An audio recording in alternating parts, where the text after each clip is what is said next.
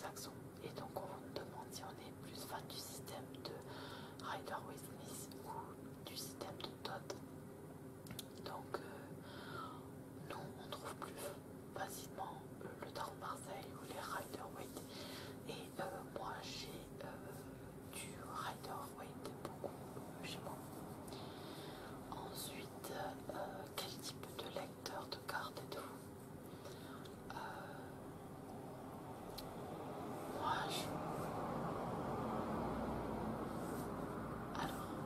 quel type de lecteur de cartes êtes-vous? Disons que moi j'utilise les cartes pas seulement dans un aspect divinatoire, mais plutôt pas seulement, voilà, en fait si vous voulez, je n'utilise pas forcément dans un aspect divinatoire, mais dans un sens de compréhension, de compréhension de situation. En gros, pour moi, ce n'est pas dans l'état, voilà, les choses dans l'état où elles sont.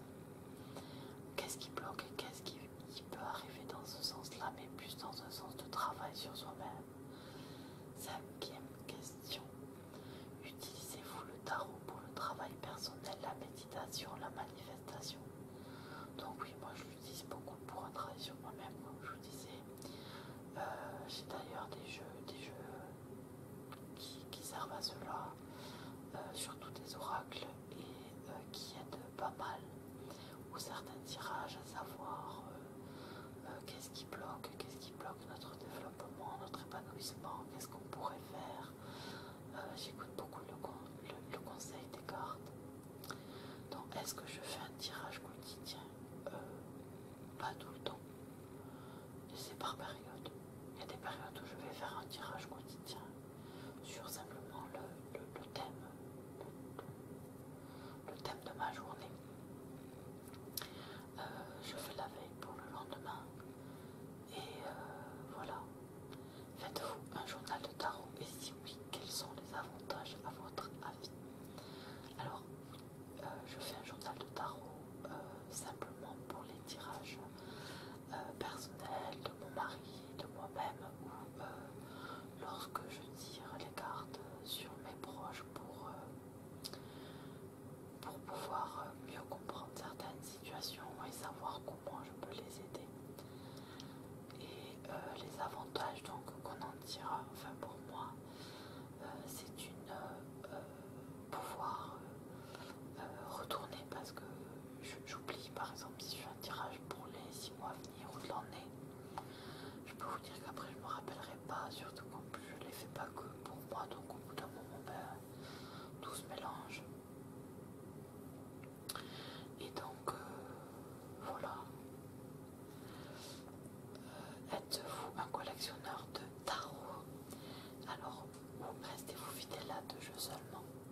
Alors je suis une grande collectionneuse, maintenant vous le savez, mais j'ai surtout des jeux fétiches, surtout pour les tirages, donc je suis une collectionneuse, mais je reste aussi fidèle à l'utilisation de certains tarots. Alors comment je crée des liens avec mes jeux?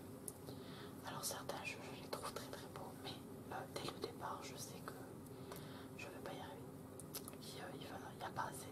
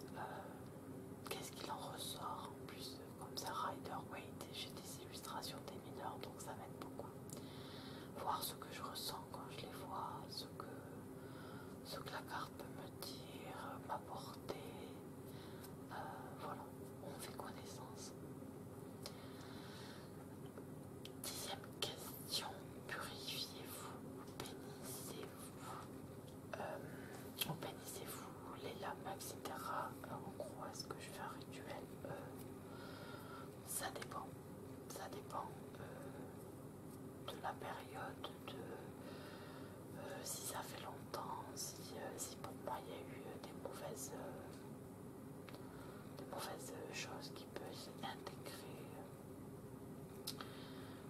Voilà, si l'ambiance était un peu électrique, voilà, ça dépend. Certains, je pense, en ont besoin, d'autres moins. C'est en fonction, encore une fois, du ressenti que j'ai par rapport aux cartes. Alors les superstitions, 11e question, avez-vous des superstitions concernant le tarot? Oui. Alors à part quand c'est une coupe pour le choix des cartes, je ne laisse pas toucher mes tarots, jamais. Et je ne tire pas les cartes quand je me sens pas à l'aise. Et encore une fois, lorsque je ne le montre même pas en fait, je ne veux même pas montrer les lames quand je suis pas du tout à l'aise. Donc voilà. Utilisez-vous un significateur lors de vos lectures? Alors le significateur, c'est celui qui va représenter la personne à qui s'adresse le tirage. Non, sincèrement non. Par contre, j'aime bien savoir à qui je fais les cartes, même quand je connais pas les personnes, et je leur demande rarement beaucoup d'explications. Ça, les cartes me disent que je dois savoir, c'est tout. Mais je demande, c'est pour ça que je demande la date d'anniversaire et le prénom de la personne pour sortir. Moi, je travaille avec 3 cartes, donc pour sortir les 3 cartes qui la représentent et qui vont me donner une idée sur le caractère de la personne. Ça me fait, je comprends un peu mieux parfois les blocages, les problèmes de dénouement de la situation. En comprenant un petit peu plus les personnes, je suis assez empathique et du coup je ressens mieux pourquoi parfois ça peut bloquer. Préférez-vous utiliser des tirages construits ou lisez-vous sous forme libre? Ça dépend. La plupart du temps c'est libre. Je le fais en fonction de la situation et me dire ce qui va changer. Mais je peux aussi utiliser des tirages déjà construits. Il y en a qui sont super bien pour certaines situations. Et donc je vois pas pourquoi on pourrait pas s'en servir. Donc la carte de naissance, je les ai pas notées, donc voilà, moi j'ai pas vraiment de carte de naissance en 14e question, mais plutôt 3 cartes qui m'aident en fait à me définir plus précisément.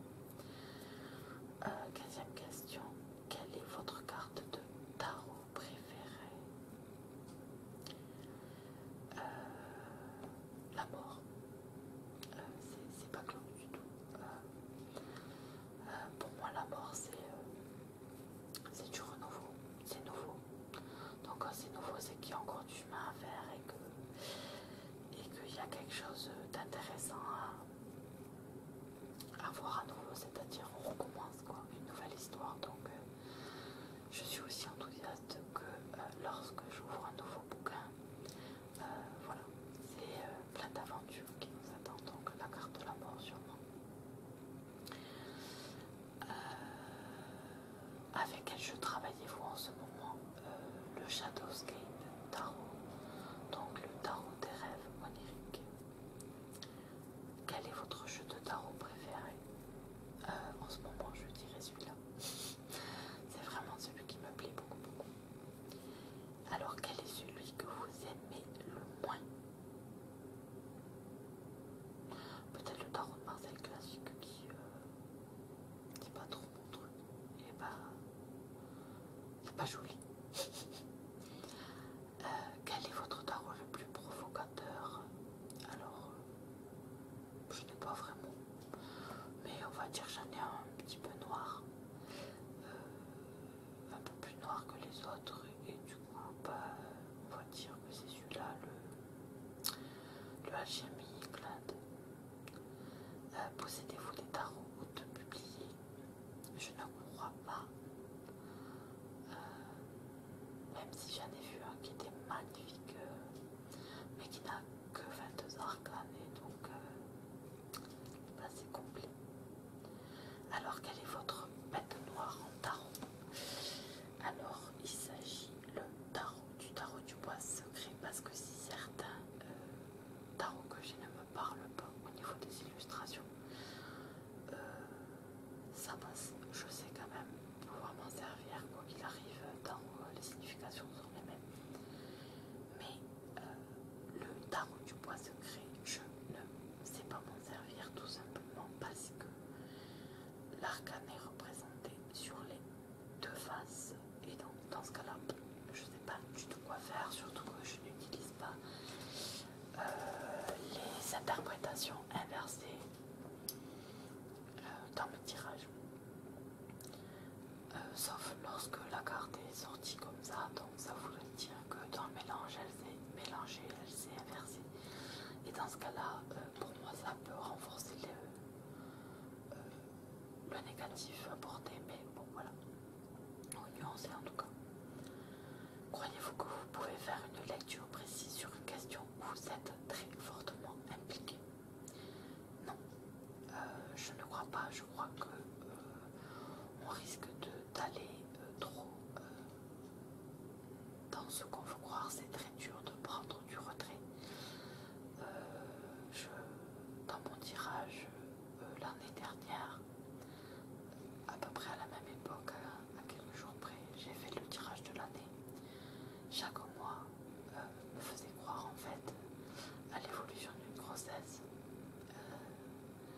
Et j'ai tellement attendu de tomber enceinte et que ça fonctionne que j'ai pas voulu me laisser y croire et j'avais du coup après donc je suis tombée enceinte, c'était des bons tirages quoi, c'était la bonne évolution. Je ne les dirais pas du tout sur ma grossesse, c'est pas quelque chose qui me touche autant parce que nos craintes peuvent ressortir ou on peut le voir partout. Enfin, si on est trop impliqué, je ne pourrais pas. Avez-vous étudié la numérologie, la cabale, l'astrologie lors de vos études sur le tarot? Oui, j'ai d'ailleurs un livre assez sympa et qui montre les corrélations entre l'astrologie, le tarot, encore entre la cabale, enfin entre l'angéologie, enfin beaucoup de choses au niveau des chiffres et des symboles. Mes opinions sur le tarot divinatoire, c'est que le tarot n'est pas que divinatoire, ce n'est pas une boule de cristal comme on se représentait Madame Irma, Madame Soleil. Si on dit quelque chose, ça ne veut pas dire que ça va arriver, ça ne veut pas dire non plus que ça va arriver gravement. Mais tout simplement que on vous met en garde ou on vous dit que si on continue exactement dans la même avancée des choses, on va effectivement aller vers cette destination-là, mais vous êtes maître de votre vie et vous avez la possibilité de changer les choses et de prendre d'autres chemins. Les cartes souvent conseillent et désolé pour le bruit des voitures, les cartes conseillent donc font changer, vous pouvez changer les situations. D'ailleurs c'est pour ça que vous pouvez refaire un tirage par exemple de l'année et vous apercevoir que les 3 derniers mois ont changé ou alors sont beaucoup plus nuancés. Alors avez-vous déjà perdu ou endommagé un jeu de tarot? Alors perdu un jeu de tarot? Non, j'ai cru, mais non. Donc écarré, retrouvé. Et endommagé, j'ai failli. Mon tarot des sirènes, qui était mon tarot fétiche, qui est un petit peu abîmé. Maintenant,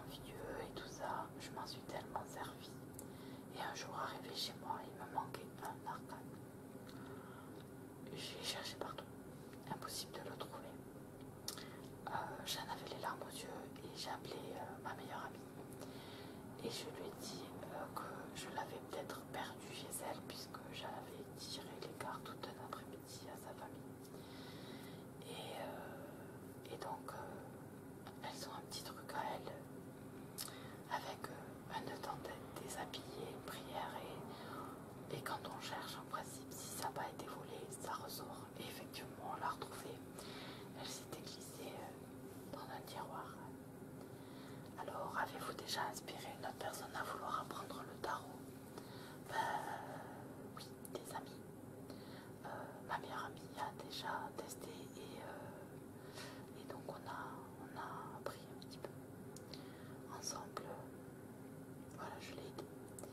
Utilisez-vous le tarot en association avec d'autres outils ésotériques ou divinatoires? Oui, avec les oracles déjà d'une part. Outils ésotériques, oui, mes tarots dorment dans un tiroir et au-dessus il y a au-dessus de cette commode il y a pas mal de roches de lithothérapie, enfin en lithothérapie, donc je m'en sers en lithothérapie, pardon, je vais m'exprimer bien, et en même temps certaines pour recharger, amplifier, protéger. Donc qu'est-ce qui dépasserait les limites de votre code personnel identique? Je ne fais pas dans les questions trop difficiles, surtout si je sens que la personne en face n'est pas apte en fait à écouter réellement ce qui va être dit, que la personne ne comprend pas que ce n'est pas écrit, tant que je n'ai pas quelqu'un de responsable en face de moi en fait qui gère sa vie, quelqu'un de fragile par exemple, je ne lui tirerai pas les cartes. Tout ce genre de choses, non. Je ne ferai pas non plus raconter n'importe quoi, histoire de faire revenir les gens aussi payés par exemple. Non, ça m'intéresse pas. Non, c'est pas mon truc. Je suis pas là pour dépouiller les gens non plus. La plupart du temps, je ne fais pas payer quoi qu'il arrive. Par contre, il m'est arrivé d'avoir des cadeaux pour les tirages que j'avais fait en fonction des choses, puisque ça avait été certaines personnes. Alors si je pouvais donner un conseil, c'est la dernière question sur le tarot à quelqu'un d'autre, peut-être un débutant, quel serait-il? C'est simple, de prendre un tarot qui vous parle à vous, pas aux autres, de prendre le temps de regarder chaque lame avant de regarder sa signification, voir ce que vous ressentez. Parfois ça va être les couleurs, parfois ça va être des symboles, peu importe. Regardez ce que vous ressentez, notez-le peut-être quelque part pour commencer, et ensuite allez voir la signification et rechercher dans la carte ce qui pouvait vous donner une piste si c'était pas exactement ça ou si c'est plus approfondi. Et comme ça vous pourrez avancer un petit peu. Ne posez pas tout le temps les mêmes questions. Ne pensez pas que vous voyez rien. Parfois c'est difficile au départ de comprendre. Prenez petit à petit, faites pas des tirages trop compliqués. Par contre, n'ayez pas peur, il arrive que le tarot ne veuille pas répondre à certaines questions parce que vous n'êtes pas prêt, c'est pas le bon moment, je sais pas, il n'a pas envie. Et donc dans ce cas-là, attendez un petit peu, reposez la question. Vous verrez qu'il ne veut pas répondre quand toutes les cartes sont tellement farfelues qu'aucune lecture ne peut en sortir de logique. Dans ce cas-là, n'insistez pas, laissez-le, c'est pas que, voilà. C'est pareil, si vous êtes fatigué, énervé, peut-être c'est pas le bon moment pour se faire un tirage. Par contre, prenez le temps de vous relaxer, peut-être en les touchant, en les regardant. Donc voilà. Voilà, le tout c'est que ça vous plaise, faites